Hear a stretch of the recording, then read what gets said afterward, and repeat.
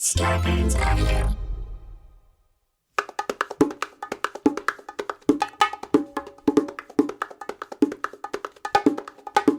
Coming to you live from the Ray Horseman Studio in North Hollywood, California, it's Nobody Listens to Paula Poundstone, your comedy field guide to life. Tonight, Early Man. Who did we come from? Are we really any smarter than when we were Neanderthals? And if so, how do you explain Sean Hannity? Biological anthropologist Kris Carlson is here to help us excavate the facts about Early Man. Plus, Paula tells us about her ball launcher. Should I feel squeamish? We'll find out. I'm Adam Felber, the man who tries to keep this show's hunter-gatherers roaming the conversational Serengeti plains on the trail of the prey. And now, please welcome the woman who follows every topical gazelle over the prehistoric cliff, Paula Poundstone!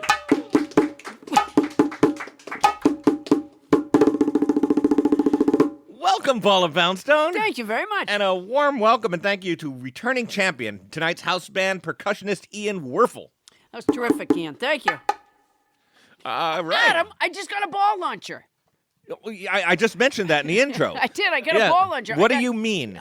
It's a machine that you drop a ball. Because my dog Mo, the pod puppy, who's now gigantic. You know, when I went to get a dog to begin with, when I was going to get a puppy, somebody sent me a picture of a yellow lab mix that they had found. Oh, it's a lab mix. Okay. Well, she isn't. Okay. But they said, do you want this dog? And I said, no, because labs are so tennis ball-y. I just don't want that energy. Right. You know? No, they're super tennis ball-y. Right. So I got this dog, Mo, who is part golden retriever, part Newfoundland. And you somehow thought that a dog bred to retrieve would be less tennis ball-y. Well, I grew up with a retriever, and he was not tennis ball-y. Well, maybe he had some brain damage. This dog is unbelievably tennis ball-y.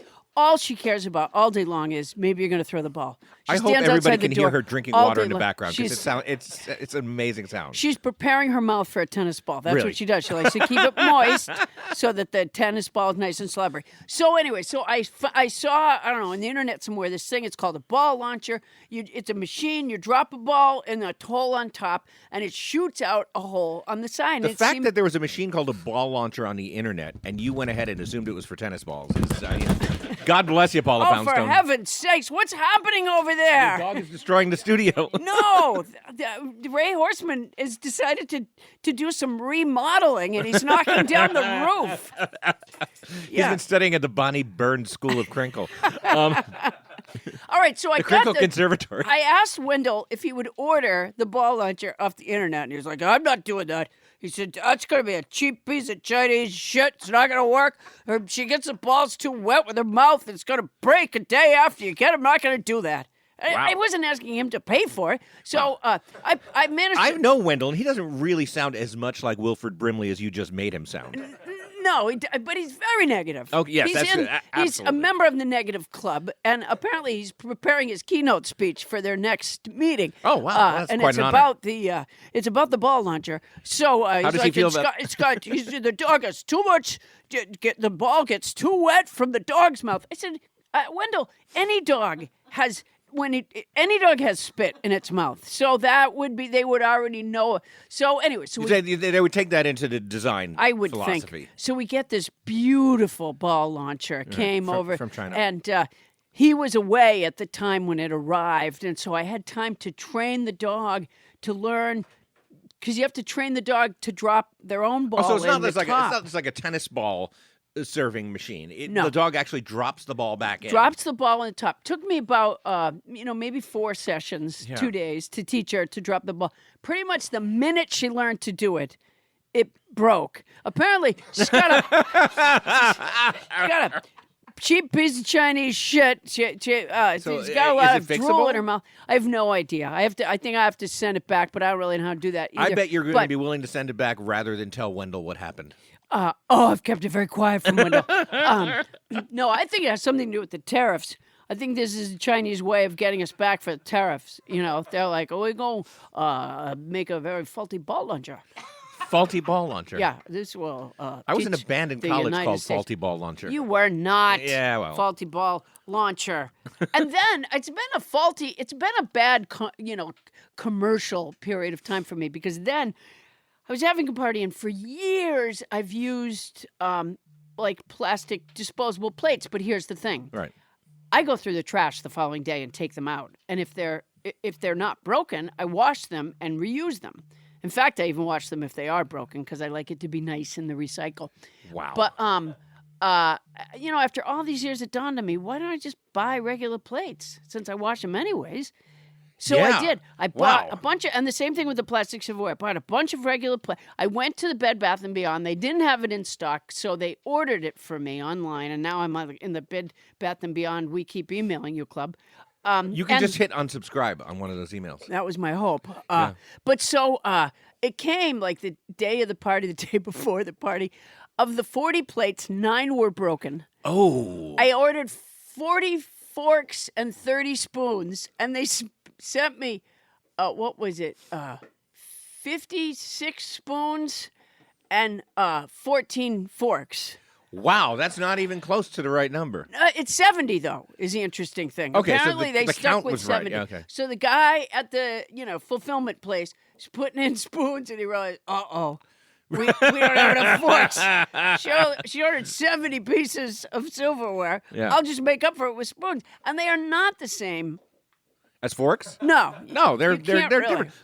I gotta say, you. Now my dog's Now your chewing on a dog bone is really loud. yeah. It's like everybody except Captain Crinkle is making noise tonight. It's the Well, weirdest fucking thing. Ever since her ball launcher broke, she's been kind of edgy. Yeah. She's made a lot of noise. But since her I ball guess launcher broke. my point is, Paula, they we're make making soft toys for dogs.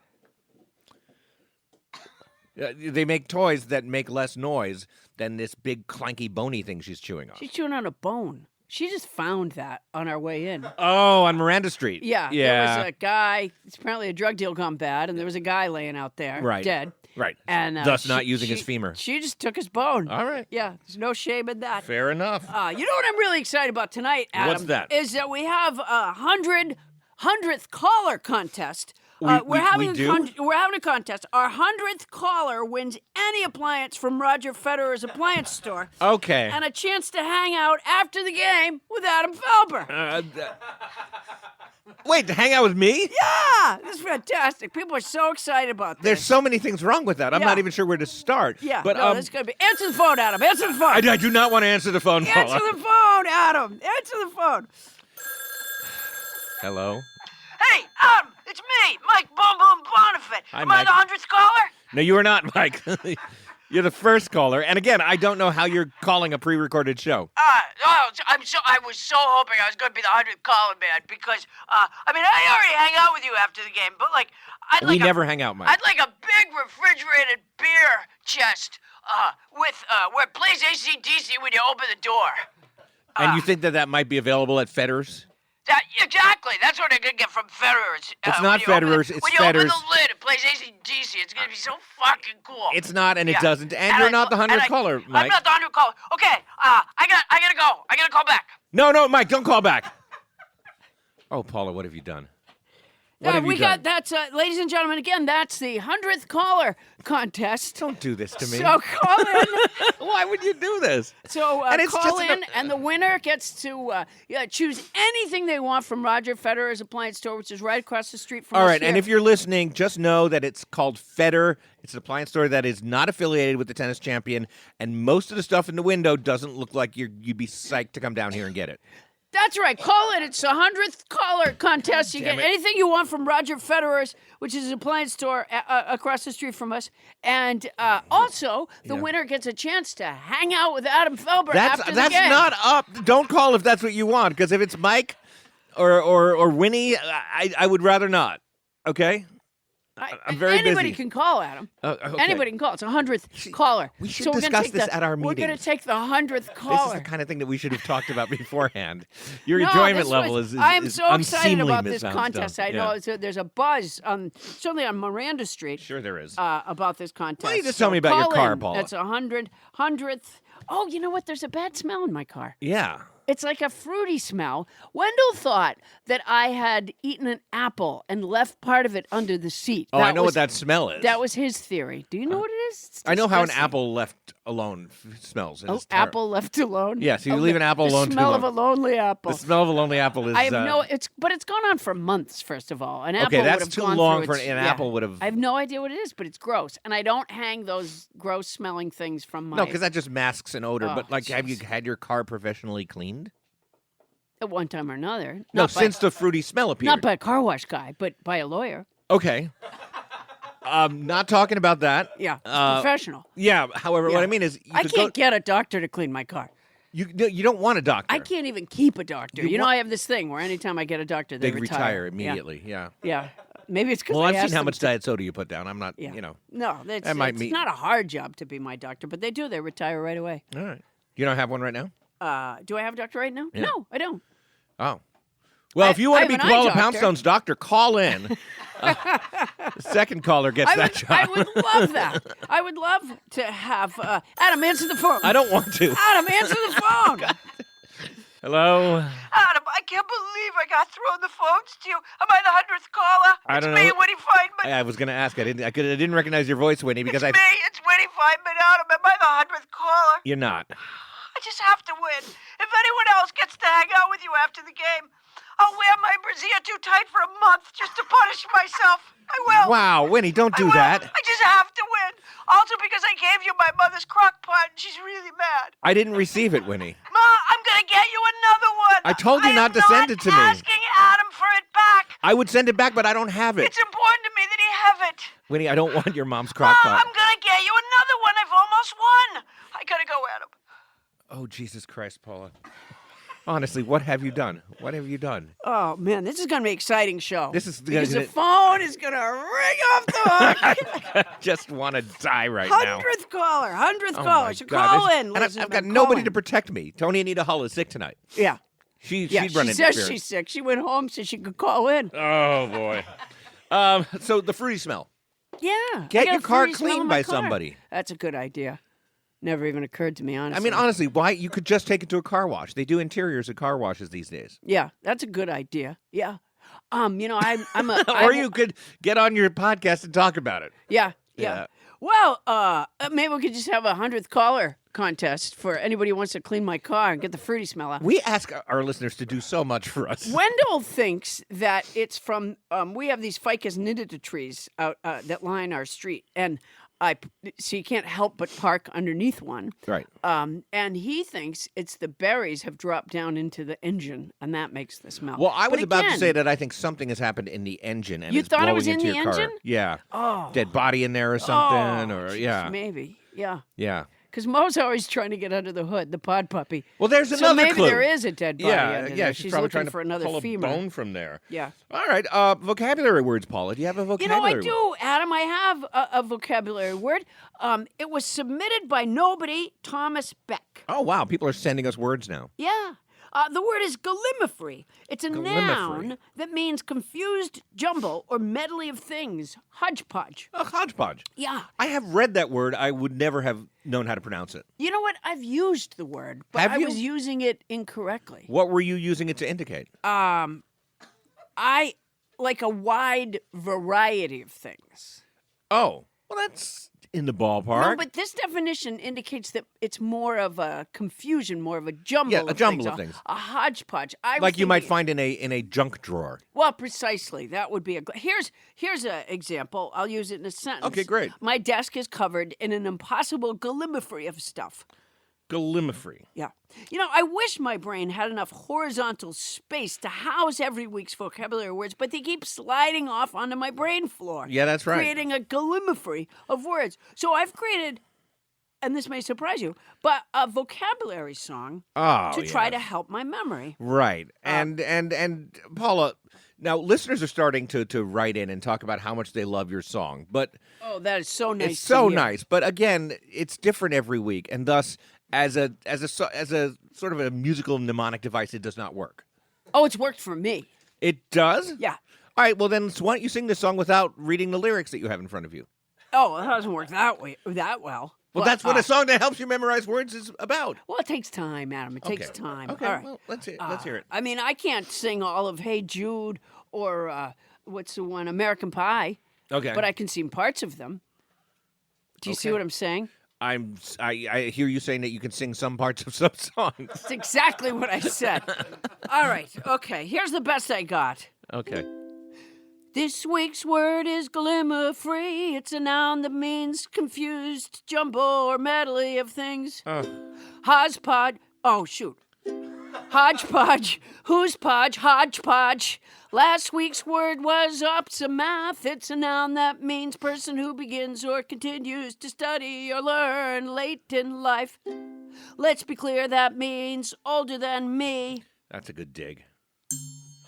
Oh, you brought a triangle. The week before that, the word was magniloquent. It's an adjective that means lofty, pompous, or high-flown, high-flown, high-flown in speech or style of expression. Going back before that, the word was soporific. Sopor what? Soporific. Okay. Wait. Is that the end? Oh, no. Oh, yeah, we need that triangle solo. That was a solo, yeah. Okay. Soporific, that's terrific. It's an adjective that means causing or tending to cause sleep. Adam doesn't think my song is replicable, but I do. Wow, Paula, that was terrific. Be careful, Ian Wurfl. Paula has become a percussionist now, too. Oh, my gosh. That really takes it out of you, I got to tell you. It does. Both creating the song, creatively, Yeah. it's very difficult. That's got to be a painful And process. the performance, whew, boy. Yeah, no, You know what the I'm- performance is difficult for all of us, Paula. You know what I reflect on as I'm especially doing me. it? I think a lot about Bette Midler in The Rose. Why do you think about her there? It just feels very similar. It's not. A couple of things. Just a couple little notes. Can I give you some constructive notes? No. Okay. No. All right. But you I did think that would line about it ruin not being replicable? Yeah. You couldn't even get through it once. Well, I had So to it's not even stop about it being I had to replicable. stop a couple times because I made mistakes and I didn't want And that's the I other didn't- thing I wanted to bring up. How would you know if you made a mistake singing this song? That's a ridiculous question. You can tell. Oh, I couldn't. Let's not stickle over it. I'm not going to stickle. What does stickle mean? Argue over something unimportant. How would that sound in a song? Several weeks ago, we had stickle. It's a verb that means argue over something unimportant. All right. I stand corrected. I mean, it's a wonderful song, Paula. I really like it. And I'm saying that not because I believe what I'm saying, but because I don't want the phone to ring. Let's That's move an opprobrium. Adam Feldman, that's an opprobrium. on. What do you mean? Well, Look, everybody, you it's- lied to Miss Poundstone. You lied. All right. I am sorry about that, Well, Mrs. Culpepper. here at Nobody Listens to Paul Poundstone, we are very honest. Very, very honest. We try to be. And Mrs. Culpepper, welcome. How are you tonight? I'm fine. I hope you'll notice that I'm wearing this evening my ruby sateen dress. I hadn't noticed, but it's nice. Yeah, I love wearing my ruby sateen dress. I love Captain puppet time. Culpepper Yeah. always appreciated my ruby sateen dress. And he doesn't like it anymore? Well, no, it's not that he doesn't like it. He very much. He's moved on to different tastes, different fashions. Well, he's moved on in a word. Oh no. Many years ago, Captain Culpepper passed. He passed away. I'm so sorry to hear that, Mrs. Yes, he did. Culpepper. It was a Yeah. tragic event. Really? Since the passing of Captain Culpepper, I've become an opsimath. An opsimath. What does that mean? It means someone who continues to learn or study late in life. Oh, you look young, Mrs. Culpepper. I Well, would never. thank you so You much, look Adam Feldman. just very young. I appreciate that so much. Yes, you're no opsimath. You're just a learned woman who. I'm desperately sad to hear about the captain, though. Well, it was a very sad thing. A very sad I'm thing. sure. I'm sure. Do you want to talk about it? Maybe sometimes it helps to talk. Not really. It brings up a bad, sad feeling. In my... Well, I don't want to torment you, but I mean, he was such a famous military man. I'm sure all our listeners He have was heard a about him. proud military man. Yeah. That is correct. And news of his death, though, reaching our listeners right now is bad enough without details. Well, of course, he died from Heroically. Went to no, not so much. Although he was quite heroic. His death was caused by tyrotoxism, Adam, which is poisoning by a cheese or dairy product. Okay. Well, I feel like that's. Thank you for sharing. That sounds horrible. It was horrible. Yes, and I'm not going to draw you out any more about it because I know it's really painful. I appreciate that. It was Yeah. a cheese. Yeah. It was a cheese or dairy product. You don't need to tell us whether it was a cheese or a dairy product. We're fine not knowing. It was the Gouda that got him, it was. You didn't have to tell. And Ms. Culpepper, I've never asked you this, and I doubt you'd remember next week if I had. But was it a smoked Gouda? It was not. It was not a smoked Gouda. It was just a Gouda. No, it was it was just a Gouda. Okay. It was a Gouda that got him. Did you yourself have any of that Gouda that day? I did not. When I saw the Captain Keel over, Yes, Captain Keelover. I decided that perhaps having some of the Gouda was not a good idea. Well, it turned out you were absolutely right. All right. Well, I can read a room. yeah. It's that native social intelligence that so many Southern women have, where they can just look at a room and tell you who is asphyxiating from tyrotoxins. Oh, yes, the gasping and clutching at his chest was enough to tell me, don't share the Gouda. Don't grab the Gouda. All right. Well, thank you for that, Mrs. Culpepper. And now, thank you for that word, Thomas Beck. Send your words or your vocabulary songs to us at nobodylistenstopaulapoundstone@gmail.com. We love that gallimiphry of listener letters. Now, coming up, evolutionary biologist William Calvin said, paleoanthropology is much like doing a jigsaw puzzle without a picture of the pattern. Kris Carlson is here to help us put the pieces together so we can get a picture of early man. That's when we return on Nobody Listens to Paula Poundstone.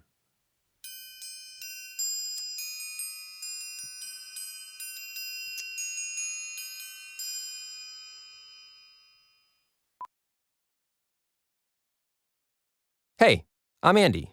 If you don't know me, it's probably because I'm not famous. But I did start a men's grooming company called Harry's. The idea for Harry's came out of a frustrating experience I had buying razor blades. Most brands were overpriced, overdesigned, and out of touch. At Harry's, our approach is simple. Here's our secret. We make sharp, durable blades and sell them at honest prices for as low as $2 each. We care about quality so much that we do some crazy things, like buy a world-class German blade factory. Obsessing over every detail means we're confident in offering a 100% quality guarantee. Millions of guys have already made the switch to Harry's, so thank you if you're one of them. And if you're not, we hope you give us a try with this special offer. Get a Harry starter set with a 5-blade razor, weighted handle, shave gel, and a travel cover, all for just $3 plus free shipping. Just go to harrys.com and enter 8989 at checkout. That's harrys.com, code 8989. Enjoy.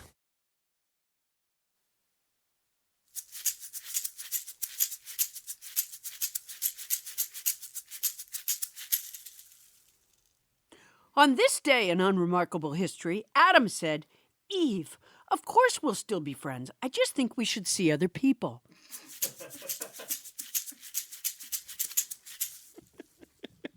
And we're back. Paula, you have developed an interest in early man. Who hasn't developed an interest in early man? Well, many people, but you are one who has. I've met some people who did that stupid 23andMe thing. That's more narcissism, isn't it? I don't even know what the point of the 20th. And by the way, they give that information to the government, so don't do it. But I have met people who have done the 23. Okay. You don't want the government knowing your DNA Why not? stuff. You know what? Then why do they want to? Because they think they might be able to do something with the data someday. Yeah. Like track you down like a wild dog when we have a dictatorship and you're a protester. That's exactly what they're going to do with it. Okay. I've met some people who did that stupid 23andMe thing, and they found out they were part Neanderthal. So I started thinking about early man. Is there a difference between the ape and Neanderthal descendants, and who did we come from? Oh, those are some good questions, and we have someone here, as I've previewed, that can answer all of them. Kris Carlson was trained as a biological anthropologist at Indiana University and completed postdoctoral research in the Department of Anatomical Sciences at Stony Brook University and in the Anthropological Institute and Museum at Zurich University, which am in Switzerland. He's on the faculty of USC's Keck School of Medicine. Please welcome Dr. Kris Carlson. Thank you. I'm excited to be here. Thanks for joining us. All right, so where'd we come from? Oh, that's a long story. Oh, okay. I need it in 10 words or less. Africa. No, you don't have to do it in 10 words. Africa? or less. Africa, yes. That's a good one, yeah.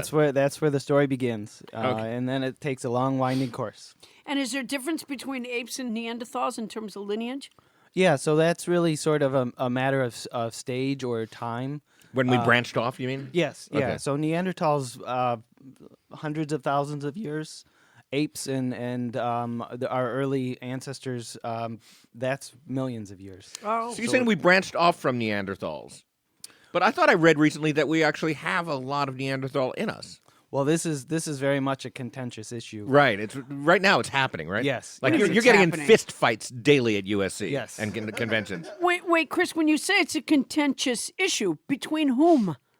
Well, a lot of different scholars are arguing about this, and a lot of it's based on ancient DNA studies and morphology and sort of disagreements between the two.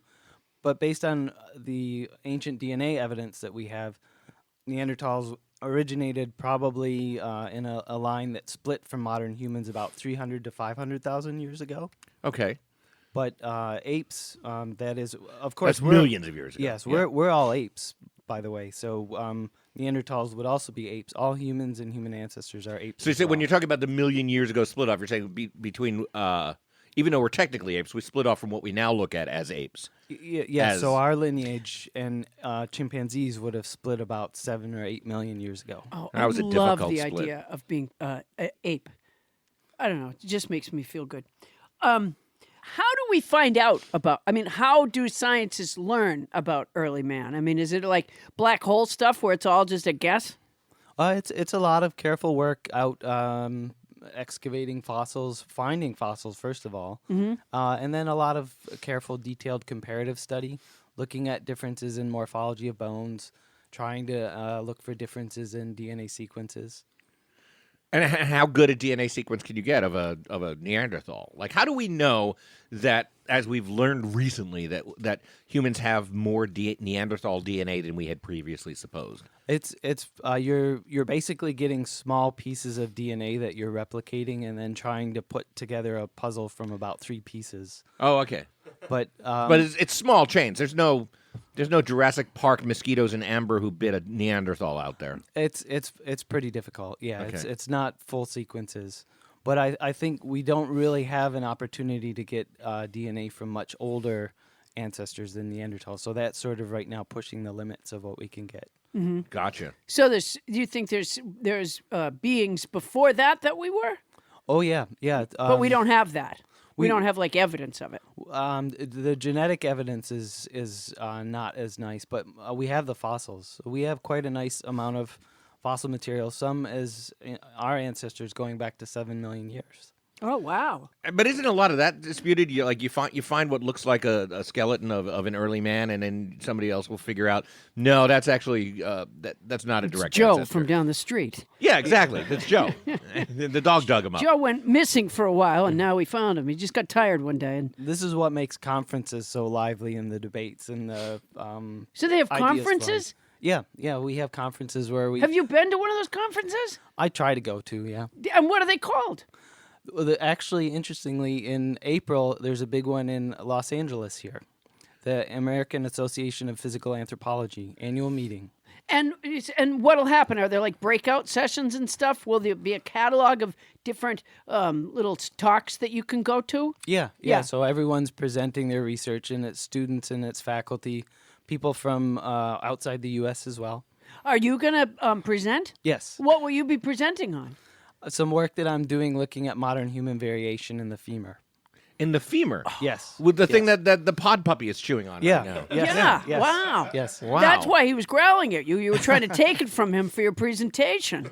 Now, what's going on with the femur? Why is that interesting? Why are variations in that interesting? Well, for us, for humans, this is something that's very unique because of our bipedalism. what? Bipedalism. I don't have that. Yes, you do. No, what is We all bipedal- have it. We walk. What's we walk on bipedalism, two Kris? feet. Walking on 2 legs, Oh. as opposed to something like another living ape that would be quadrupedal that walks on 4 legs. Uh-huh. Or two forelimbs and 2 hind limbs. So wait, you're going to say something about bipedalism? He's Are going you- to talk about the way that the femur shape has changed. Wait a minute. yes. He's doing the presentation. Are you going with him that day? No, I'm not going there. I'm just getting the sense that he's confusing you a little bit. So I'm he's trying not to be a force of confusing. clarity. You're going to create a codependence here. He's going to go to talk And- at the conference, Okay. and he's going to be like, well, Adam, Adam? Yeah, that would be bad. Yeah. Although I can make it that day if you need me. Oh, thank absolutely. goodness. But anyway, Your tell Paula invitation about the extended. femur and why we care about it.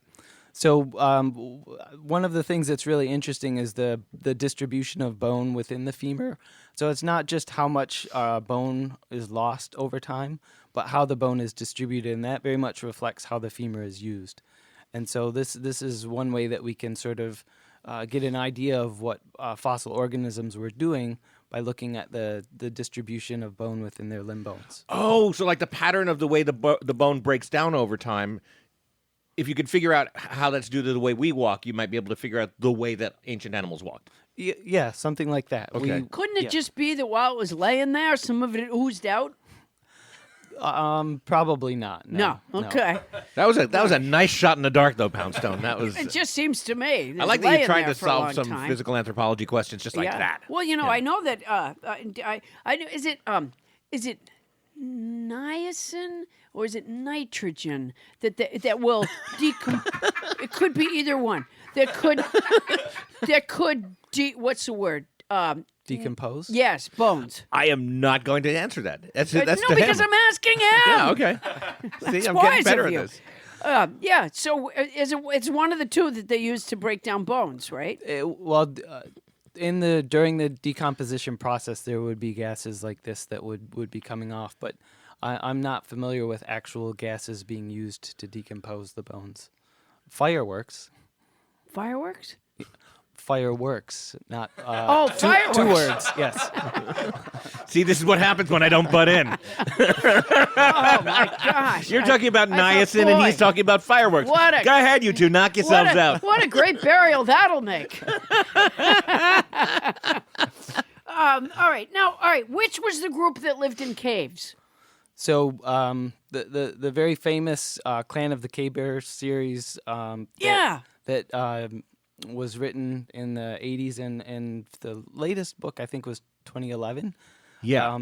In that series, the group Ayla, who was the lead character, she represents sort of modern humans, and then her fellow cave dwellers were representing the Neanderthals. So Now, did that happen?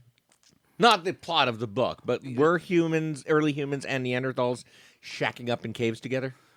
our best evidence indicates some hybridization. She was like adopted in the Clan of the Cave Bear. The main Yes, character had been born to a more humanoid family, and then Yes. she got left behind because she hadn't done her homework. And it's common punishment among humanoids. I'm almost sure that's not and the plot, then but okay. the Neanderthals came along, and they didn't even know what homework was. So they were like, And we don't so do that either. So they took her in. Okay. That was the story. Did you read that book, Adam? I did not. Okay. I did not read that book nor see that movie. Well, Kris, here is an important question for you about that book. Why was Daryl Hannah cast as the lead in the movie? That's a great question. Don't know. Adam? Yeah. I think it was probably a poor choice because I'm guessing that blonde hair didn't exist back then. That's just a guess. Did blonde hair not exist back then? I think probably it would have existed. Pigmentation varied at that point along north-south Klein. So, yeah, I think blonde hair would there have could have been existed. blondes? Yeah. Okay. Yeah. Okay. So that's maybe why she was cast. I guess so. Yeah. Do you disapprove of that casting? It was terrible. Yeah. No, that movie was honestly, terrible. I don't think I saw the movie because I liked the book. Okay. Yeah. All right, but all this maybe is drifting a little bit from. Yeah. Can I get back to something that Kris said just a moment ago? Yes. You said there's recent evidence shows hybridization. Yes. So To me, what sounds like like the is Prius? nothing like a Prius. Is in fact. it recent evidence of a Prius? I drive one. You do drive one. Yeah. And it smells funny. It does. Why does her Prius smell, It's got Kris? a fruity smell, Kris. Have you noticed that? I think it's from the decomposing berries from the trees that are falling into the engine. He knows a lot He about knows decomposition. He's an expert at decomposition. No, so Neanderthals and early humans were getting it on and having kids. So this is where it becomes very interesting with the ancient DNA that some of us still have some small amounts of genetic contributions from Neanderthals, those of us living today. But most I've met a few people who did that stupid 23andMe thing and found that they were part Neanderthal. Which is, I just think, well, why what does that mean? Once you have that information, what do you do with it? Like when you have like a family reunion, do you have it on a carpeted floor so that when their knuckles drag, it doesn't hurt as much? I would say probably not for that. Yeah. Yeah. No, I don't understand. I've never done 23andMe. Yeah, doesn't make sense. Is it even a good test, 23andMe, or are they just kind of like bargain basement, sort of looking at your genome? I've also not done it. Okay. I would be a little bit skeptical of giving my DNA away.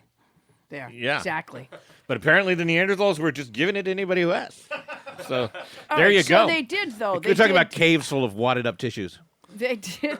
All right, so they did commingle, though. Well, so if we look at some of these caves, there's evidence at the different layers where you have alternating occupations. What do you mean? In I'm a plumber, I'm a baker, I'm a plumber, I'm a baker. Like that? Well, evidence of the caves being used by different groups, and then the tools that are distinctive for modern humans or for Neanderthals are also in these layers of refuse. What? Give me an example. So the Châtel-Perronian and the Aurignacian, these different tool traditions, is I don't know what that basically means. it's basically types not of telling you. Chateau. What was it? Chateau. That sounds like a kind of wine. What was it you just said? the Châtel-Perronian and the Aurignacian. These would be types of technologies, you could Like say. what? Is that an overall umbrella title for a particular kind of technology, or is that like just a fancy ass way of saying hammer, and you just won't say hammer? A hammer in a stone sense. So these are different forms of stone tools Okay. that are connected with the makers, and so we don't really ever find them in the same layer. So we can't say that they're occupying caves at the same time. You could read the name on the toolbox. I mean, Yeah, honestly. really. Read the name on the toolbox. So you dig down, and at like say 3 feet, you find a hammer, and then you dig down another 10 feet, and you find A more special hammer. a more special hammer. Uh-huh. I was in a band in college that was called More Special Hammer as well. So they didn't come up with like the handle for years. Is that right? It was just before that was just a rock. Well, hafting is a very recent technology. So Whatting? Hafting, where What's you're hafting? where you're taking a stone and fixing it to a handle, either wood or bone or something like that, to make a rudimentary knife. Most of the stone tools would have been handheld stone, so the pieces of stone with a sharp edge, for example. Probably multi-use then. Yes, and there's Well, back then they were just looking for a stone that would be a good shape to do that thing, right? Well, and then they started actually crafting them into something. yes, Yeah. yeah. So they, it wasn't rare at all, I assume, for the mother Neanderthal to turn to the daughter Neanderthal and say, "Go get me the stone." And the kid would run out and get, "No, not that stone, the stone." within their toolkit, yeah, they may have been having different options. Okay. Yeah. All right. Well, you know what? We're going to continue this. So let's take a quick break. Stay tuned for more with Kris Carlson and Early Man right after this.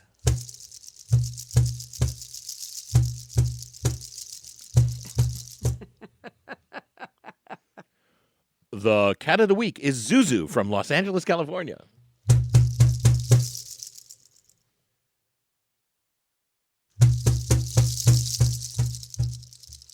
Nice. It's sounding so primitive back there. It's nice, Ian. All right. We are back now with biological anthropologist Kris Carlson. Kris, during the break, you said something that you hadn't gotten to about how we find information about early man. Yeah, there are. I would say one of the best places to find this type of information is in local museums. And for example, the Smithsonian has a really great informative website where you can find out a lot of information. The major museums in LA and Washington, D.C., New York, Cleveland, Chicago are great. In fact, in early February, there's also, there will probably be public lectures in areas close to where you are, because it's International Darwin Day. International Darwin Day. Yeah, I don't know if it's a Hallmark holiday, but it's Not unless your 23andMe profile shows that you have some Neanderthal. I got to get a card for International Darwin I never know Day. what to wear on Darwin Day. Uh, I mean, it's an evolving outfit.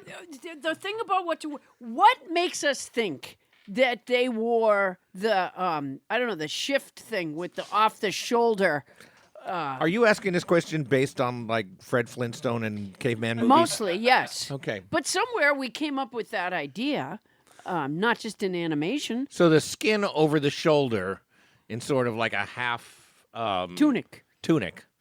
Yeah, so a lot of that's sort of all made up. Really? Yeah, but you people think are it's thinking, like- created by Hanna-Barbera? We have evidence of about 40,000 years ago there being sewing needles or something like that. Wow. 40,000. Yeah. So in the series that was produced with the Clan of the Cave Bear, this was set in the period around 30,000 years ago. So that would work, but A needle threader probably didn't come around for another couple hundred years, which is why during that period, a lot of early men was cross-eyed. Just trying to thread those Exactly. little tiny How needles. hard that is to do. It Well, really gives you yeah, a headache. that must have been that. Why do we think they used clubs?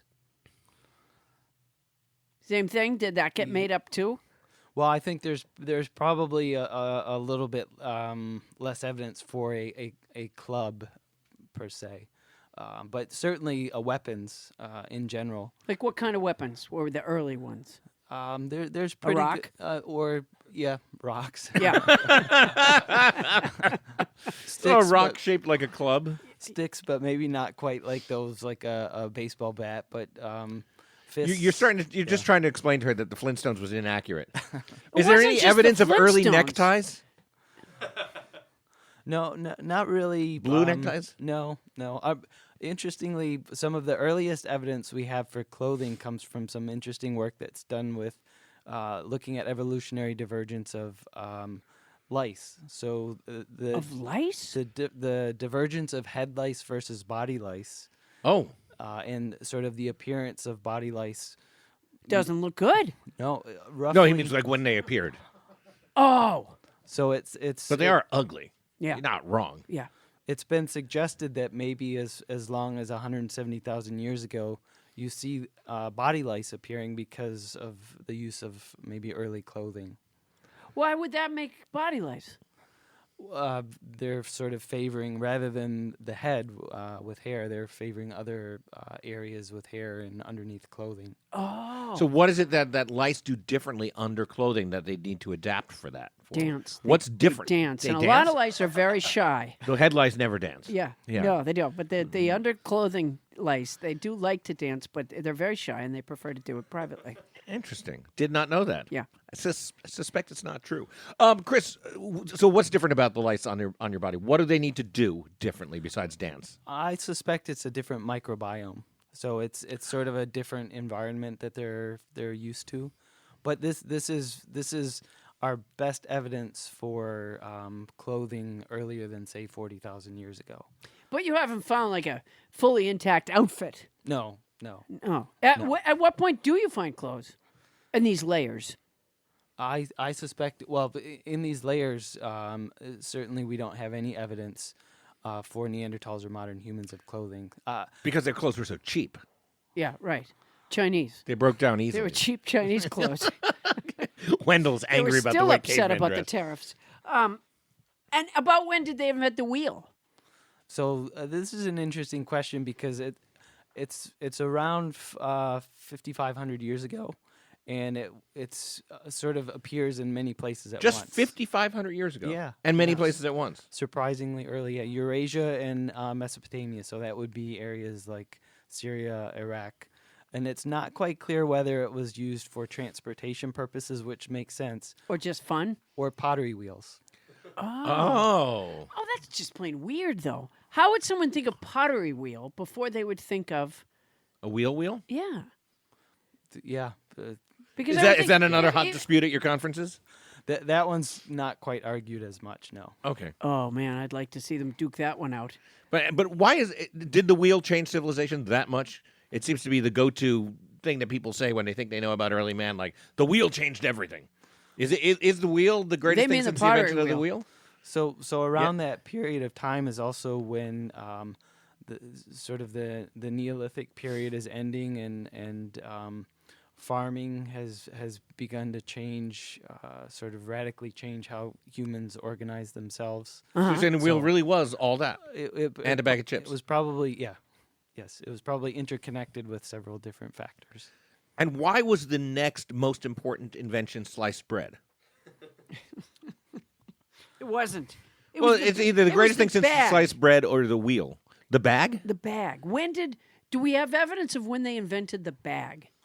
That I'm not sure about. The little guy that they found. Why bag? Because it's a great invention. Yeah. The little guy that they found on the edge of the Alps, The Tyrolean Iceman, maybe? the little Iceman. Yeah. He had a bag. I think, yeah, that's a little bit more recent. I'm not quite sure how Oh, old that was but- much further down the road. That was, more that was recent. like 1800 or something? Wasn't 1800. No, I think that was, I'm guessing a little bit, but that was maybe only about 2,000 or 3,000 years ago. Okay. Still, he had a bag. Yeah, but you got to think bags are pretty simple, Paula. That's got to be one of the first inventions when your brain gets sufficiently big to realize, oh, me have a lot of tools. How do me carry them around? Seems like the first thing that you would do is take an animal skin and tie up your tools. Doesn't strike me as a really crazy great invention. It is a great invention. You ever try to carry your stuff without a bag? Yeah, no, it's definitely a great Yeah. thing to have around.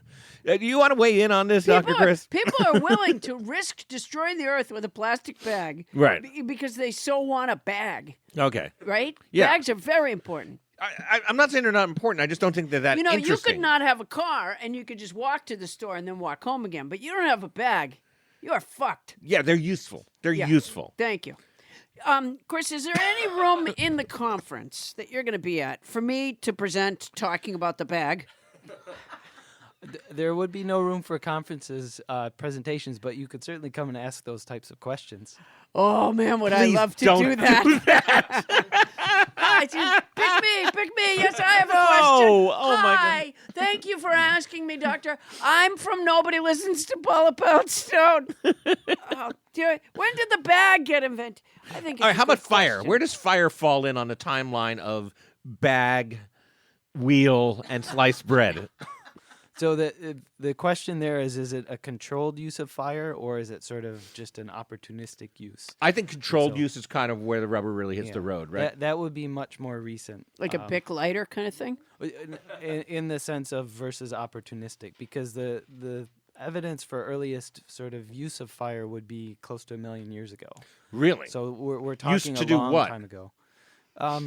So there would be a fire and they would run over to it and use it somewhere. And roast Is that what something. you mean? It's possible. I mean, we can find burned bone that we would know that they would be the people or the hominins would have been cooking items.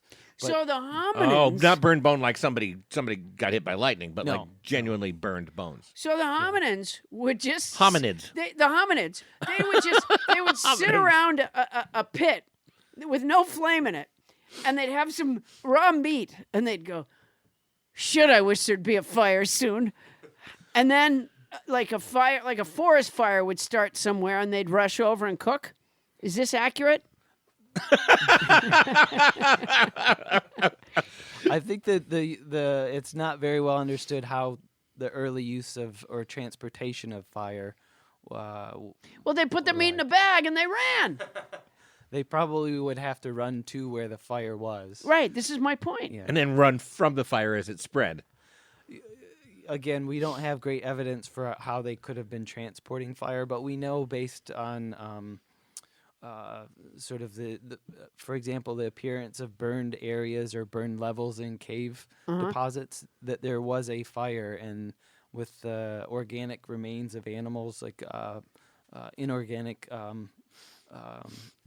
sort of remains In the of cave? bones. Yes, I'd yeah. say if the fire's in the cave, they brought it in. Well, this is nice indirect evidence, yeah. But it's not clear whether it was a Bic lighter or if it was like a burning bush Yeah, or something. it was some like that. kids getting high, looking Getting high at in a school. Playboy magazine. Now what have in I there. done? Now let me about these caves and the layers. Why are there layers? Like when each family moved out, they bring in some dirt, like instead of painting. Why are there layers? Well, this is over time. You would have either sediments blowing in from outside the cave, or at times the roof of the cave would collapse, And so, And then another family would move back into a cave with a collapsed roof? y- Oh, that's a fixer-upper. yes, yes. And so you would have this sequence that you could talk about from sort of the earlier occupations to later occupations. If it's just filling up with dust that gets blown in, so that's a long period of time in between layers. We're talking about long periods of time. Yeah. Oh, yeah. so like there'd be a cave-in Yeah. or something, and nobody would be, we were nomadic, I guess. And then like hundreds of years later, somebody would wander in and go like, this is not such a bad place. Well, It's the old Granville place. and it, Don't go there. It haunted. Some early man as Scooby-Doo. we could be talking about thousands of years as well. So, Oh, wow. So some of these caves have deposits that can, for example, Border Cave in South Africa that can be over 100,000 years. Between uses. Well, like a sequence. The between use periods wouldn't be as great as that, but It goes to show that real estate was a lot less valuable back then. Yeah, it Yeah. probably still had my landlord. Nick, fix it. All right, so how did the groups organize? Do we have any evidence of how they organized? so I think this is sort of social systems. It's not something that fossilizes, so we have to have Right. indirect evidence from living primates, living apes, other apes, for example. And you ask them? Is one of them going to speak at the conference? But more we watch them. Yeah, it's Flint from Jane Goodall. It's going to have a little. Remember, Flint was the Yes. one that used the tool. How arrogant of us to think we were the only ones who used tools. Like, how many years did human beings believe that that was one of the things that made us human? A lot of years. Yeah. But we had to until ignore evidence that was right in front of us of animals using tools. Yeah, well, just the other day, a puffin scratched himself on a stick, and people were all over themselves about it. Did that happen? Yeah, A puffin scratched himself with a stick. yeah. Did you see that? And it was the first evidence of seabirds Using tools. Wow. Yeah, it's not just primates, as you say, that are using tools, but all sorts of animals. Yeah. If we don't lock up our chainsaw in the garage, the pod puppy uses it all the time. Does yeah, she? Animals use tools. All right. So we don't know how those groups organize is the short answer. Well, no, we have a pretty good idea of using indirect evidence. For example, the origins of agriculture and farming. When you have a larger group of people that are coming together in division of labor that allow for specialization in sort of technology, you need a reliable food source. Right. And so this is why sort of the earliest cities are happening in areas where agriculture is emerging and Oh, because a lot of domestication people gather around, a plants. lot of people pitch in on the farm, and the next thing you know, you need somebody to make the pots Yeah, yeah. and That's where the wheel comes and tell the jokes. Yeah. Yeah. Exactly. Oh, yeah. Yeah. Early us. At what point, Chris, did we decide against facial hair? Well, I mean, some of us. Some of us, haven't Chris and quite I both decided have a yet. little bit of facial hair, but Yeah, you guys have returned to facial hair, Yeah, but but- there were any number of non-facial hair. I mean, at what point do you think shaving came in? What layer of cave? That's probably 20th century. Or 20th century? No. No,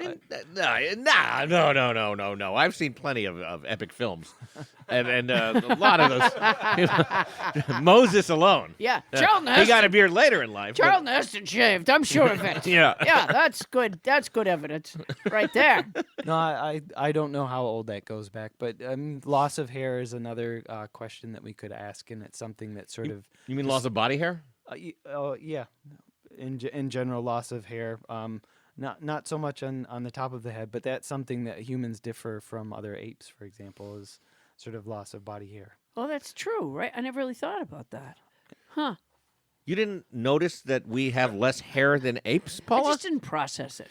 Really? Because it's kind of an important detail that I most wonder if people have. apes ever look at us and go, "Man, if I could get my hand on a razor." They might. I think we look I good would compared to them. shave. I would be a person in no time at all.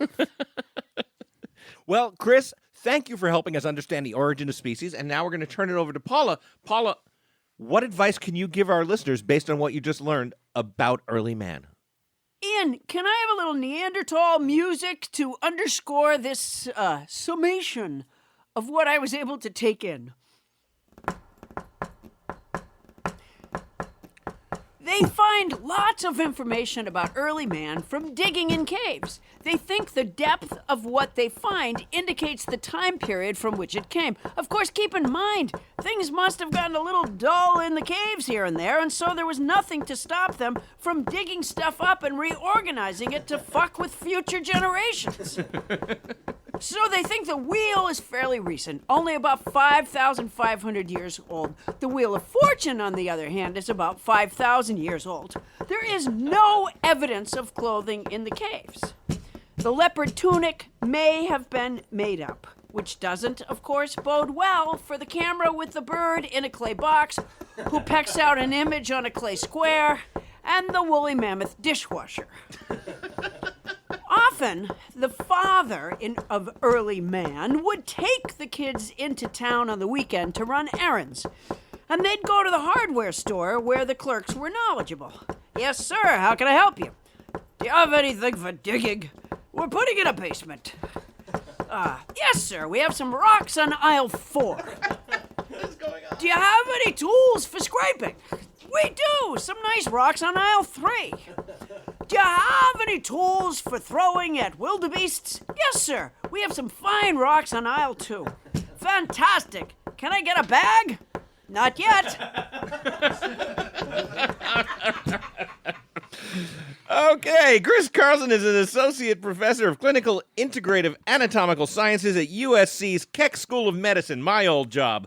Kris, thank you so much for being on our show. Thank you. Thank It you, was a Kris. pleasure to Such be a here. pleasure to have you. Coming up, more stuff. That's right after this.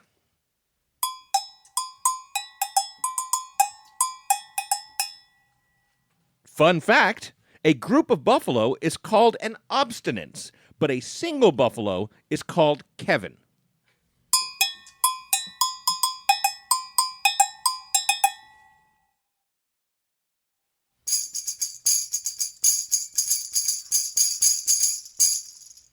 Paula, we're back.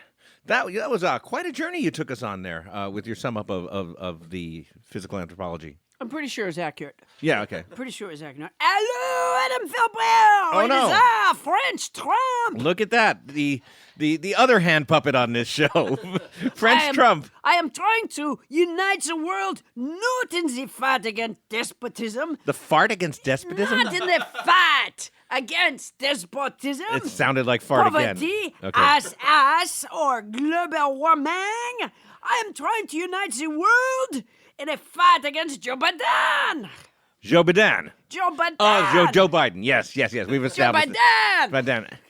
I'm trying to unite the entire world in the fight against Joe Biden. Why are we fighting against Joe Biden? Because you're running against him. That is right. We. Can I ask you? I don't think I've ever asked this question before. Sometimes, Adam Philbert, you may ask me a question. Is this one of those times? Oui. Okay. How do you feel about France? I love France. You do. I love France. I 'Cause don't like Macron. Okay. I don't like Macron. Okay. No, he made fun of me. You French He Trump. made fun of moi. Okay. He laughed at me. Well, a lot of people laughed at you. They're going to be laughing at the other sides of their faces. You know, it makes me very sad, and sometimes I need comfort. Adam Comfort. Philbert. I need comfort. Some nights, Melania will come to my bed. I find that very hard to She believe. will lie down beside me while I lie to her.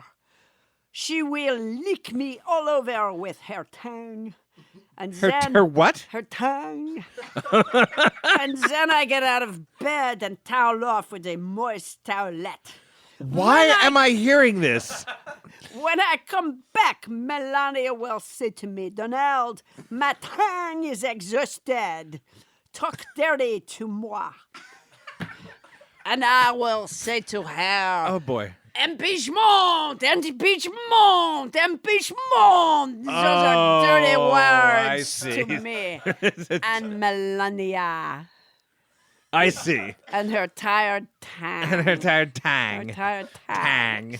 Couldn't you do me a favor? Yeah. Can you look into Joe Biden? I must speak with people from all over the world to ask them to look into Joe Biden. What has he done? What has Joe Biden done? We want to know. He's done awful things. Yeah. He's done awful things. The things he has done Right. are awful. They're awful and non-specific. We are going to find out. Wait, just you wait. Just you wait. Wait. You find out what Joe Biden has done. Adam, answer the phone.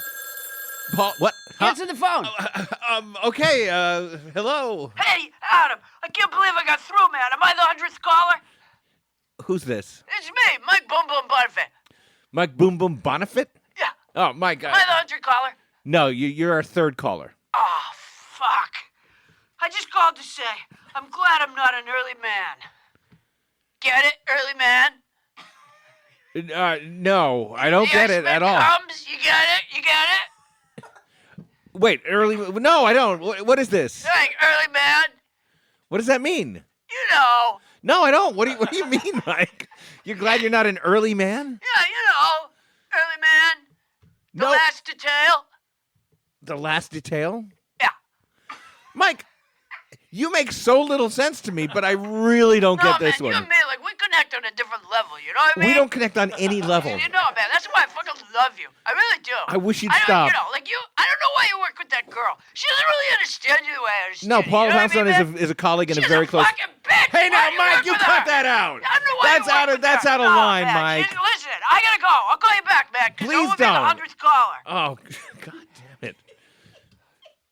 Well, all I can say is that at least. Adam, answer the phone. What? Just the phone is ringing off the hook tonight because of the 100th caller contest. Is that what's going on? Yeah, answer the phone. I don't Answer think the I'm going phone. to answer this one, Yeah, Paula. no, Adam, it's What? not fair. We promised. You our never answer the listeners- phone. Why do I have to answer the phone? Because a lot of the people want to speak to you. Go ahead, answer the phone. 100th. Go ahead, answer it. Say 100th caller contest. May I help you? Go ahead. Hello, 100th caller contest. May I help you? Adam, am I the 100th caller? It's me, Winnie Feynman. Oh, Winnie Am I Feynman. the 100th caller? Winnie, no, you're not the 100th caller. Adam, I don't care if I have to call you 96 more times. No one else can hang out with you. Plus, my mother is really mad about the crock pot. Well, Winnie, if I get the crock pot, which I haven't, I will happily send it back to whatever address you put Oh, on it. don't. That would break my heart. Winnie, That would just break my heart, Adam. I just want to have a connection with you, Adam. Winnie, I got. Can I lay something Adam, on the what's line? your favorite flower? My favorite flower? What's your favorite flower? I don't know that I have a favorite flower, Winnie. I think I just would like to know something about you that other people don't know. I and feel I can like have that in every. my heart. I don't want you to have that in your heart. I feel like every detail I give you is going to create in your mind a connection between us. And Winnie, I Adam, like having you as a fan, but that's thank as you so much. That far means as- so much to me. No, that's the first part of a sentence. Thank you so Winnie. much. Oh, Winnie. Oh, keep the crock pot. I don't Please want keep the crock pot. I have a crock pot. Oh my God! The thought of you putting in the meat chunks and waiting all day for the meat to stew just makes me so happy. This can go to a very bad place very quickly, Winnie, and No, I don't want to. no, I'm the happiest I've ever been. Oh boy. What's your favorite flower? Go ahead. I don't know. I like roses. Oh, I love roses. You do, Adam, I love roses. See, I now love this is why you I- so much. Winnie. I don't like how much you love me. What do you mean? I feel like you've got to love me less. Adam, I'm gonna go. I'm gonna call you back. Okay, fine. Jesus, Paula, this contest was a terrible idea. It's a great idea. Adam, answer the phone. Wait, what? Answer the phone. I don't want to. Answer the phone. It's a 100 caller contest. It's not fair. Hello, 100th caller contest. Can I help you? Adam, it's me, Winnie Rose Feynman. Winnie, what? Rose. Is Rose your middle name? Now it is. Oh, Winnie! Am I the 100th caller? You're not the 100th caller. You are. Wait a minute. You are the 5th caller if you count these two calls as. Ma, I gotta make some more phone calls. Will you get away from me? I'm gonna call you back, Adam. Winnie, wait, Winnie. Before while I have you, Yeah. would you put your mother on the phone? No, I don't think it's a good idea. For I'd me like to talk to your mother, I Winnie. don't want you to text my mother. Why not? Adam, I love you so much. How old are you, Winnie? 32. Oh, that's great. Well, now I know that. All right. How old are you? This way here, see, I love this because we're exchanging information. We're not about us. exchanging any more information. I've never told anyone before that I You've was never told 32. anyone how old you are? No, when I get pulled over, I lie. How could you lie? You have a driver's license, don't you? Yeah, I changed it with a marker. Changed it to You're what? the only person who knows that I'm 32, and I know that you like roses, and my new name is Winnie Rose Feynman. This is so beautiful. Your middle name is not Winnie no, Rose it's not Feynman. Winnie Mose. No, you're thinking of Paper Moon. Do you like Paper Moon? I love Paper Moon. I don't want to talk about what I like because it feels like you're just using it. I'm not using it. I just love you so much, and I would really like you to have this poem that I've written for you. A poem? Yeah. Don't write me a poem, Winnie. Oh, for God's sakes, don't. Listen, I have for to the go love of because I have everything. to call you back because this is only the 5th caller. Okay, bye, Winnie. Bye, Adam. Oh, well, at least these callers got rid of French Trump, so we've got that going for us. Adam, I have a cute little cat story for you. Do you? I love your cute little cat stories, Paula, yeah. except they don't usually end up being very cute. Oh, no, they're adorable. Okay. My cat, Hardy, just a couple of days ago, climbed behind the washer dryer, the stacked unit that's in a little enclave with a wooden door in front of it in my kitchen. Enclosure, I think. Yeah. Thank you. And I didn't latch the door, and so she climbed behind the washer dryer, and I couldn't get her out because there's no. It's a narrow space. It's narrow space. Thank you. Yes. And so I had to call Wendell, and Wendell came over, and he had to cut a hole in the back of the pantry on the wall that connects. That is the. He cut a hole in the wall to free the cat. Yes, he did. And were you there? No. So he cut a hole in the wall. But he said to me, okay, look down here on the right-hand side where I'm cutting the hole to make sure I'm not hitting the cat. Yeah, 'cause Right. that would be bad. And while he's cutting on the right-hand side, I felt a pair of claws in my sweater on the left-hand side. On your sweater. Yeah, she was crawling out on the left-hand side. So and she was getting out without the wall hole. Yes, but when I turned back around to the left-hand side, she went back down there. And eventually, she came out through the hole on the right-hand side. And now she's good, and I've been petting her. And you have a hole in your wall. Yeah. It's a cute little cat story. All right. Well, that was, in its defense, I'll say it wasn't horrifying.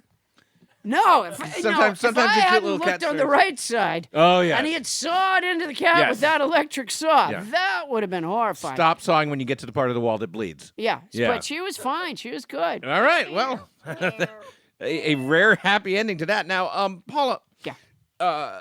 Speaking of hotel soap, Paula, you're going to be on the road. Yeah, I am going to be on the road. Where are you going to be performing? You know, Adam, I hate promoting myself. know. It's the I one know. part of my job that I honestly really dislike. Okay. So let's just get back to our callers then. I'll be in Dallas, Texas on February 29th at the Windspear Opera House at the AT&T Performing Arts Center. In Baltimore, Maryland at the I don't even know how to say that. Kraushar. You just looked to Captain Crinkle for the pronunciation of that place. It's and Kraushar. It's the Kraushar.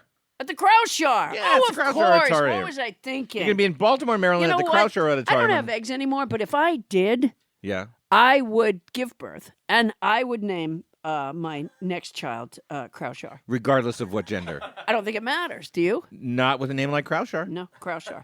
So that's Baltimore, Maryland at the Kraushar Auditorium on March 13th. And hold on, that's not all. Really? What else do I get, Paula? A Ginsu knife. And I'll be in Boston at the Wilbur Theater on April 17th. The Wilbur. I've been to the Wilbur. That's a lovely theater. Wilbur's great. I've been there great, many great theater. times. I love it.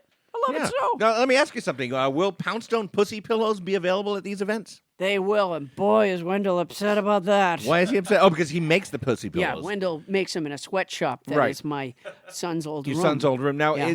are they selling well enough that it's really starting They're to wear going on- like hotcakes. They really are selling a lot at the gigs. You know, a lot is a relative term, but Well, yeah. well, given that they're handmade by Wendell, Yeah. any number is a lot. Yeah. But so that's good. Yeah. And our cats play with them, very much enjoy them. So the Poundstone Pussy Pillow, ladies and gentlemen, is a maybe 3-inch by 2-inch kind of canvas pouch. It's a sack. It's a sack, thank you, with a grommet in it. So I that wish we you still could- had Dr. Kris here because he could tell us at what point early man invented the sack. Or the catnip toy. Oh, yes. That came along very early to get Yeah, a lot of the get the saber-toothed saber-tooths away, tigers were waylaid by that. So, so there's a grommet in it so you can put a string through it. I do not provide the string. Now, Paula, I take can't issue with this. do everything. On think- one side, there's a little cat joke, and on the other side, I am happy to sign the Poundstone Pussy Pillow. And by the way, pussy is a term of endearment that means kitty. Of course. What else would it be? I don't know, but people say stuff. I'm happy to say that my contribution to this is that I named the Poundstone Pussy Pillow. Poundstone Pussy Pillow. Didn't think it would stick. My daughter was horrified when she heard. She's horrified. She's like, "Oh, Mom, I'll send her my apologies. wait till she sees my tight gap jeans." Your tight gap anyways, jeans? I'm the, happy- the ones you bought in spite. Yeah, I did it just to upset my children. I'm happy to autograph the other side of the Poundstone Pussy Pillow Now, to if your you're cat, willing to go ladies through and gentlemen. all that trouble, Yes. why not just include a string for the grommet? I'm just not going to do it because then people want more and more and more from me. They're not going to want more and more. Adam, get the phone. Adam, answer the phone. Oh, Jesus Christ. What we're calling this thing again? 100th caller contest. Hello, 100th caller contest. Can I help you? Hey, Adam, it's me, Mike Bonfit. Am I the 100th caller? No, you're not, Mike. You're number 6. Shit, And son of a bitch. Adam, man, you are absolutely right. She should include the string at the Poundstone Pussy Pillow. Mike. What the fuck is the matter with her? What's skin off her back? Is it just is it that the expression, skin off her back? No. Yeah, well, that's exactly what I meant. What's skin off her No, back? it's skin off your nose. Oh, yeah. What skin off her nose is it just gonna include a string? Why the hell, cheap bitch? Why wouldn't she include a string? Hey, Mike. Mike, come on. Fuck, she could just include a string. What the hell? Mike, I have my Cats disagreements with... everywhere are just gonna stare at that thing on the floor. And they're gonna look up at their owners like, you didn't get a string? See what I'm saying? I kind of see what you're saying, Yeah. Mike, but... Am I the 100th caller? You're not. You're still caller number 6 as you were at the beginning of this self-same call. All right, I gotta go, Adam, because I'm gonna have to call a bunch of times. Michael, can I give you some I don't advice? want anybody else hanging out with you after the game, man. That is my role. That is my thing. I hang out with you after the game, We've right? never hung out after the game, I Mike. love going to the game with you and then hanging out. That's what I love. I got to tell you, Mike, this show is starting to wind down. There's not going to be a 100th caller. Oh, no, there is going to be a 100. God! God damn you, Paula Poundstone. All right. Let me tell you, there's going to be a 105th caller on this show. All right. Well, you can buy your Poundstone Pussy Pillow only at Paula's events. We're hoping one day to sell them on Paula's brand new website. It's going to be up. Oh, Captain Captain Crinkle Crinkle. says it's going to the new Captain Crinkle, website. just stop talking. The new website's going to be up any day. Okay, so now. by the time you're hearing this, She is Poundstone- so excited about the new website. I know. That it's like she's waiting for the birth of a child. She Right. paces the floor. She's had a new website shower. Well, there's a 0% chance then that by the time the audience hears this show, it won't be up because that website's going to be up, and you'll be able to buy your Poundstone Pussy Pillows on that website. Oh my God, I can't That's wait. amazing at paulapoundstone.com, where you can also find out about Paula's upcoming performances. And once again, if you want to reach out to us, the email address is nobodylistenstopaulapoundstone@gmail.com. We'll be back right after this.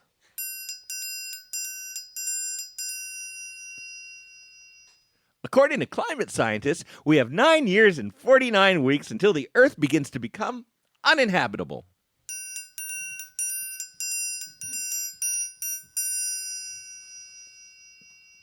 Welcome back, all you nobodies. Paula, do you have any message this week for the fans listening to Nobody Listens to Paula Poundstone? I do. You do. You always do, Paula. Adam, I certainly don't have to tell you that this podcast has changed our lives. Yes. I mean, you get phone calls Maybe even from... shortened. No. This has enriched us. Is you, that- you okay. get phone calls from fans that are just devoted to you, and I know Yeah. that feels great. It does not. So we both hope we can keep making this podcast, but it really depends on continuing to grow our listenership. So we ask that our listeners share with their friends, coworkers, and loved ones how much they enjoy Nobody Listens to Paula Poundstone, the comedy podcast.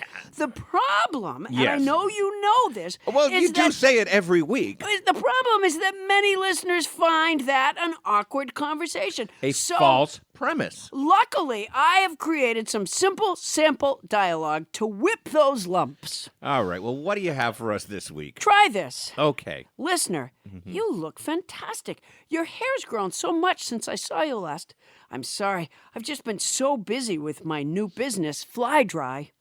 Fly Dry. Yeah. Listener's friend, congratulations on your success with Fly Dry. How has it been for you? Listener, I'm loving it. You know me. I've always loved to wash clothes and skydive, so it's perfect. Listener's friend.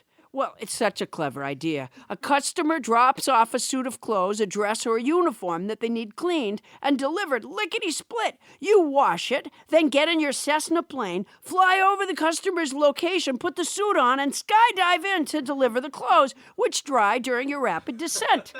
Did you ever think it would be this popular? Listener, I had no idea.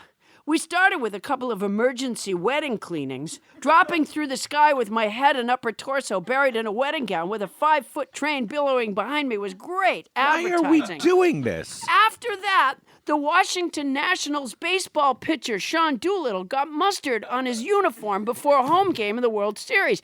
I landed in the bullpen just in the nick of time. Then the Pope spilled red wine on his robes. I parachuted into Panama just in time for the papal presentation. It really took off from there. Listener's friend, how did you come up with this idea? Listener, I've never told you before that I listen to Nobody Listens to Paula Poundstone, the comedy podcast. I've wanted to, but it felt awkward. See, Adam? Oh, I see. Listener's friend, and the podcast suggested that you wash people's clothes and skydive to deliver them? Did they teach you to skydive? Listener, no. It's just that it's such a funny, wild show. Paula seems to really think outside of the box, and I guess it just inspired me. They didn't teach me to skydive, but I have learned stuff from listening. Like, if you mix up the tracks when you're putting up a song on iTunes, it can be hell. Listener's friend, wow. I had always wondered about that. Well, that's fantastic. Thanks for telling me. I'm going to listen to Nobody Listens to Paula Poundstone, the comedy podcast, too. So that's a good idea. See, that way there, someone can encourage a friend or a loved one to be a listener as well. Oh, yes, Paula. And in this way, we grow our listenership. Yeah. Now, that one's just not even in the ballpark, Paula.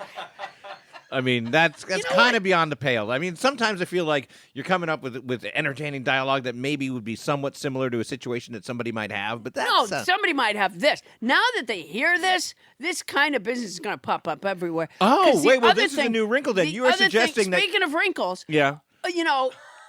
It'll steam itself while the uniform will steam itself. It will not. It will. No. It Well, then doesn't why did the Pope use it? Well, the Pope didn't use it, in fact. He You're did saying it. that this business They did doesn't it before exist. his papal presentation in Panama. Papal presentation in Panama where he presented the people with Poundstone's pussy pillows. He did. Yeah, sure, I'm sure he did. But what you The Pope just loves the pussy pillow. he sure does. It means kitty. Yes, of course it means kitty. I mean, Yeah. what the hell else? But I guess what I want to point out is that you are now suggesting that your simple sample dialogue will inspire people to invent the businesses that you're inventing in your simple sample dialogue and thus create the conditions for them to use that simple sample dialogue to recommend our podcast? Yeah. That's a long way to go, Paula Poundstone. No, I think we're going to find, I don't know how to even check the numbers on how many listeners there are, but I think if you check tomorrow, you're going to find there's a lot more. Yeah, we'll see about that. Yeah. Adam, answer the phone. I really don't want to. I Adam, think we're done with answer this the bit. phone. No, answer the phone. I don't hear it. Is it ringing? Yes, it is. Adam, Paula, answer the phone. I'm in the shower. Can you Adam, get it? 100th caller contest. May I help you? That's how you say it. Go ahead. Hello, 100th caller contest. May I help you? Adam, is that you? It's me, Winnie Feynman, Winnie Rose Feynman. Hi, Winnie. Am I the 100th caller? No, you're not winning. All right, I'm going to have to call again. Bye. Wow. She is overwrought, that Yeah. Winnie Feynman. Adam, answer the phone. Answer the phone. Really? Yeah. Hi, 100th caller contest. Can I help you? Adam, it's me, Winnie Rose Feynman. Can I have your home number? No. I mean, obviously not. That wouldn't be part of the contest anyway. All right, that's number 7. I got to go. Bye. That was actually 8, Winnie, but okay. All right. We're going to be fine here. Paula, I want to end the show as soon as possible. Do you? Okay.